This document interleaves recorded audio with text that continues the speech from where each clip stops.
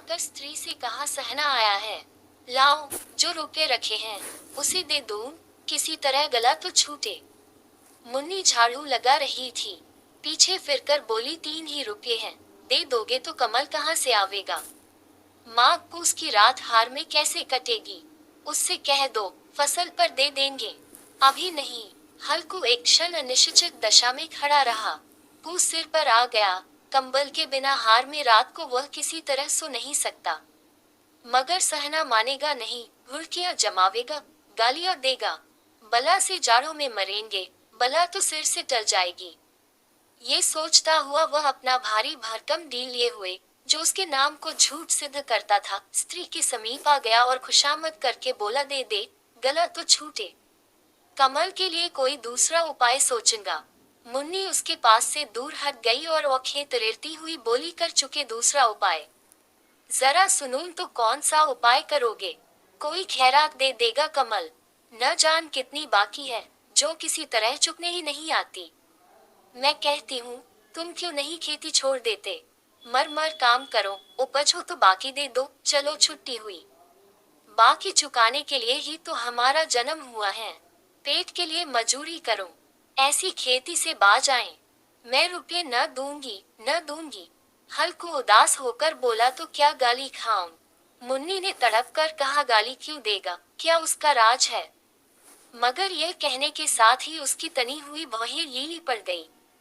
हल्कू के उस वाक्य में जो कठोर सत्य था, वह मानो एक भीषण जंतु की भांति उसे घूर रहा था। उसने जाकर आले पर से रुपये निकाले और लाकर हल्कू के हाथ पर रख दिए।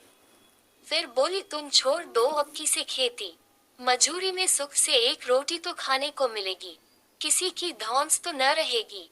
अच्छी खेती है, मजूरी करके लाऊं, वह भी उसी में झोंक दो, उस पर धौंस। हल्कू ने रुपये लिए और इस तरह बाहर चला, मानो अपना हृदय निकाल कर देने जा रहा हूँ। उसने मजूरी से एक एक पैसा काट काट कर 3 रुपये कंबल के लिए जमा किए थे। वह आज निकले जा रहे थे। एक एक पग के साथ उसका मस्तक पानी दीनता के भार से दबा जा रहा था। पूस की अंधेरी रात, आकाश पर तारे भी ठिठुरते हुए मालूम होते थे। हल्कू अपने खेत के किनारे ऊख के परतों की एक छतरी के नीचे बॉस के खटाले पर अपनी पुरानी गाढ़े की चादर ओढ़े पड़ा कौप रहा था। खाट के नीचे उसका संगी कुत्ता जबरा पेट में मुंह डाले सर्दी से कुकू कर रहा था। 2 में से एक को भी नींद नहीं आ रही थी। हल्कू ने घुटनों को गर्दन में चिपकाते हुए कहा, क्यों जबरा, जाड़ा लगता है। कहता तो था, घर में पुआल पर लेट रह, तो यहाँ क्या लेने आए थे। अब खाऊं ठंड, मैं क्या करूं। जानते थे मैं यहाँ हलवा पूरी खाने आ रहा हूँ, दौड़े दौड़े आगे आगे चले आए। अब रो नानी के नाम को। जबरा ने पड़े पड़े दुम हिलाए और अपनी कुकू को दीर्घ बनाता हुआ कहा, कल से मत आना मेरे साथ, नहीं तो ठंडे हो जाओगे। ये रांड पछुआ न जाने कहाँ से बर्फ लिए आ रही है। उठूं, फिर एक चिलम भरूं, किसी तरह रात तो कटे। 8 चिलम तो पी चुका। ये खेती का मजा है। और एक भगवान ऐसे पड़े हैं, जिनके पास जाड़ा आए तो गर्मी से घबराकर भागे। मोटे मोटे गद्दे, लिहाफ कंबल, मजाल है जाड़े का गुजर हो जाए। जकादीर की खूबी, मजूरी हम करें, मजा दूसरे लूटें। हल्कू उठा, गड्ढे में से जरा सी आग निकालकर चिलम भरी। जबरा भी उठ बैठा। हल्कू ने चिलम पीते हुए कहा, पिएगा चिलम, जाड़ा तो क्या जाता है, हाँ जरा मन बदल जाता है। जबरा ने उनके मुंह की ओर प्रेम से छलकता हुई आंखों से देखा। हल्कू, आज और जाड़ा खा ले, कल से मैं यहाँ पुआल बिछा दूंगा, उसी में घुसकर बैठना, तब जाड़ा न लगेगा। जबरा ने अपने पंजों उसकी घुटनियों पर रख दिए और उसके मुंह के पास अपना मुंह ले गया। हल्कू को उसकी गर्म सॉस लगी। चिलम पीकर हल्कू फिर लेटा और निश्चय करके लेटा कि चाहे कुछ हो अब की सो जाऊंगा, पर एक ही क्षण में उसके हृदय में कंपन होने लगा। कभी इस करवट लेटता, कभी उस करवट पर जाड़ा किसी पिशाच की भांति उसकी छाती को दबाए हुए था। जब किसी तरह न रहा गया, उसने जबरा को धीरे से उठाया और उस सिर को थपथपाकर उसे अपनी गोद में सुला लिया। कुत्ते की देह से जाने कैसी दुर्गंध आ रही थी, पर वह उसे अपनी गोद में चिपटाए हुए ऐसे सुख का अनुभव कर रहा था, जो इधर महीनों से उसे न मिला था। जबरा शायद ये समझ रहा था कि स्वर्ग यही है, और हल्कू की पवित्र आत्मा में तो उस कुत्ते के प्रति घृणा की गंध तक न थी। अपने किसी अभिन्न मित्र या भाई को भी वह इतनी ही तत्परता से गले लगाता। वह अपनी दीनता से आहत न था, जिसने आज उसे इस दशा को पहुंचा दिया। नहीं, इस अनोखी मैत्री ने जैसे उसकी आत्मा के सब द्वार खोल दिए, और उनका एक एक अणु प्रकाश से चमक रहा था। सहसा जबरा ने किसी जानवर की आहट पाई। इस विशेष आत्मीयता ने उसमें एक नई स्फूर्ति पैदा कर रही थी, जो हवा के ठंडे झोंकों को तुच्छ समझती थी। वह झपक कर उठा और छपरी से बाहर आकर भूंकने लगा। हल्कू ने उसे कई बार चुमकार कर बुलाया, पर वह उसके पास न आया। हार में चारों तरफ दौड़ दौड़ कर भूंकता रहा। एक क्षण के लिए आ भी जाता तो तुरंत ही फिर दौड़ता। कर्तव्य उसके हृदय में अरमान की भांति ही उछल रहा था। 1 घंटा और गुजर गया। रात ने शीत को हवा से धधकाना शुरू किया। हल्कू उठ बैठा और दोनों घुटनों को छाती से मिलाकर सिर को उसमें छिपा लिया। फिर भी ठंड कम न हुई। ऐसा जान पड़ता था सारा रक्त जम गया है, धमनियों में रक्त की जगह हिम बह रही है। उसने झुककर आकाश की ओर देखा। अभी कितनी रात बाकी है। सप्तर्षि अभी आकाश में आधे भी नहीं चढ़े। ऊपर आ जाएंगे तब कहीं सवेरा होगा। अभी पहर से ऊपर रात है। हल्कू के खेत से कोई एक गोली के टप्पे पर आमों का एक बाग था। पतझड़ शुरू हो गई थी। बाग में पत्तियों को ढेर लगा हुआ था। हल्कू ने सोच, चलकर पत्तियों बटोरूं और उन्हें जलाकर खूब तापूं। रात को कोई मुझे पत्तियों बटारते देख तो समझे कोई भूत है। कौन जाने, कोई जानवर ही छिपा बैठा हो, मगर अब तो बैठे नहीं रह जाता। उसने पास के अरहर के खेत में जाकर कई पौधे उखाड़ लिए और उनका एक झाड़ू बनाकर हाथ में सुलगता हुआ उपला लिए बगीचे की तरफ चला। जबरा ने उसे आते देखा, पास आया और दुम हिलाने लगा। हल्कू ने कहा, अब तो नहीं रहा जाता जबरू, चलो बगीचे में पत्तियों बटोर कर तापें। टोटे हो जाएंगे तो फिर आकर सोएंगे। अभी तो बहुत रात है। जबरा ने कुकू करे सहमति प्रकट की और आगे बगीचे की ओर चला। बगीचे में खूब अंधेरा छाया हुआ था और अंधकार में निर्दय पवन पत्तियों को कुचलता हुआ चला जाता था। वृक्षों से उसकी बूंदें टप टप नीचे टपक रही थी। एकाएक एक झोंका मेहंदी के फूलों की खुशबू लिए हुए आया। हल्कू ने कहा, कैसी अच्छी महक आए जबरू, तुम्हारी नाक में भी तो सुगंध आ रही है।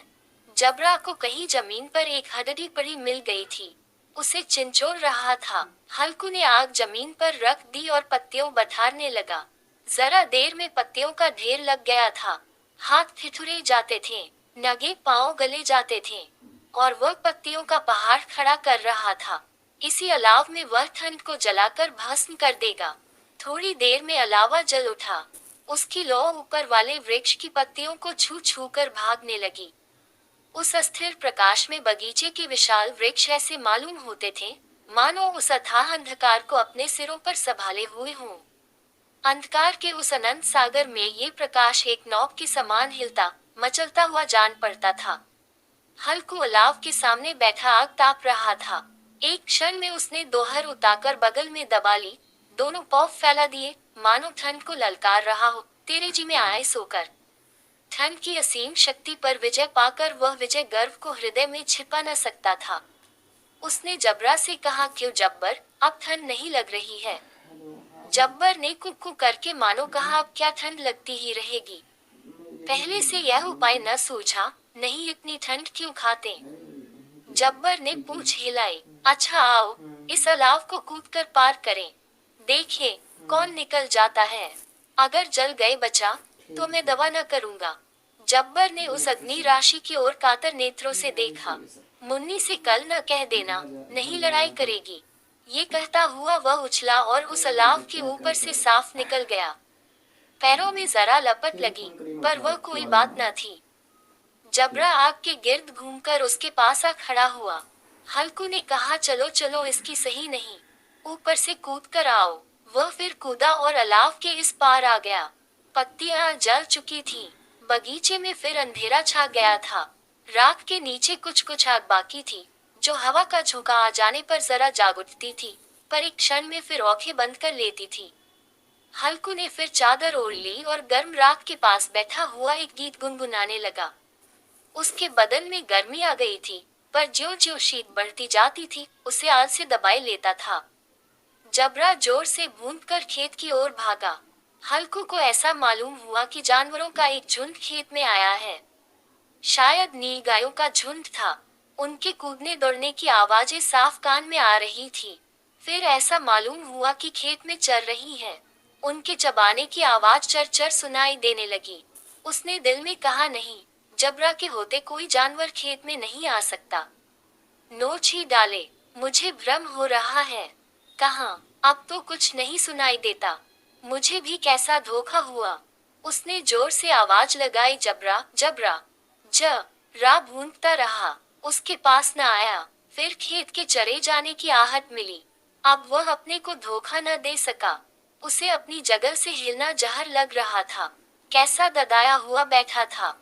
इस जाड़े पाले में खेत में जाना, जानवरों के पीछे दौड़ना असह्य जान पड़ा। वह अपनी जगह से न हिला। उसने जोर से आवाज लगाए, हिलो, हिलो, हिलो। जबरा फिर भून उठा। जानवर खेत चर रहे थे। फसल तैयार है। कैसी अच्छी खेती थी, पर ये दुष्ट जानवर उसका सर्वनाश किए डालते हैं। हल्कू पक्का इरादा करके उठा और 2-3 कदम चला, पर एकाएक हवा का सा ठंडा, चुभने वाला, बिच्छू के डंक का सा झोंका लगा कि वह फिर बुझते हुए अलाव के पास आ बैठा और राख को कुरेद कर अपनी ठंडी देह को गरमाने लगा। जबरा अपना गला फाड़ डालता था। नील गाय खेत का सफाया किए डालती थी और हल्कू गर्म राख के पास शांत बैठा हुआ था। अकर्मण्यता ने रस्सियों की भांति उसे चारों तरफ से जकड़ रखा था। उसी राख के पास गर्म जमीन पर वही चादर ओढ़कर सो गया। सवेरे जब उसकी नींद खुली, तब चारों तरफ धूप फैली गई थी और मुन्नी की रही थी, क्या आज सोते ही रहोगे? तुम यहाँ आकर रम गए और उधर सारा खेत चौपट हो गया।